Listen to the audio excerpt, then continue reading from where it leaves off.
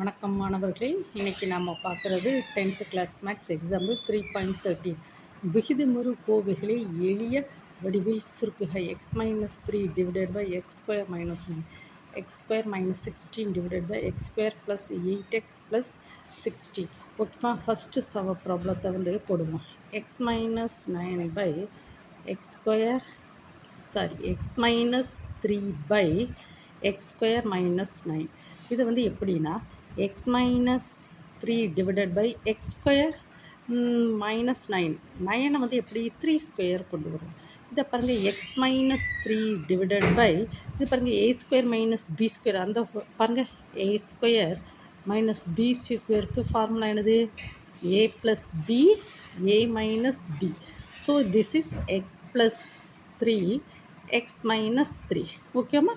So that is x - 3 ரெண்டு cancel ஆகும். So 1 by x + 3. ஓகேவாம்மா? So then next second sum வந்து நம்ம எடுப்போம்.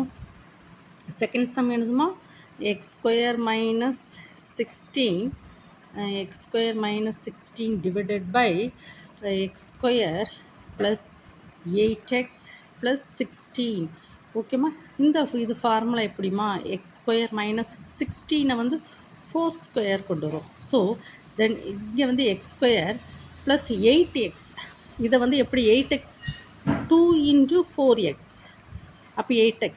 இந்த 16 வந்து எப்படி சொல்லுவோம்? 4² சொல்லுவோம்.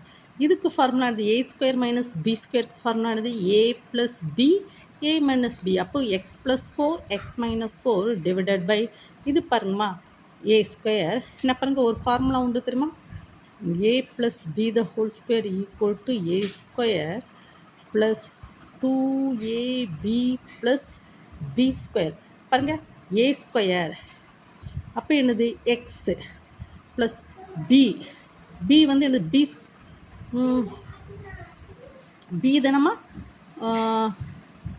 2abs. ஸோ தட் இஸ் இது வந்து எப்படி சொன்னால் a + b the whole squareங்கிறச்சுமே x + 4 the whole square. Correct தானம்மா? இங்கே வந்து என்னது?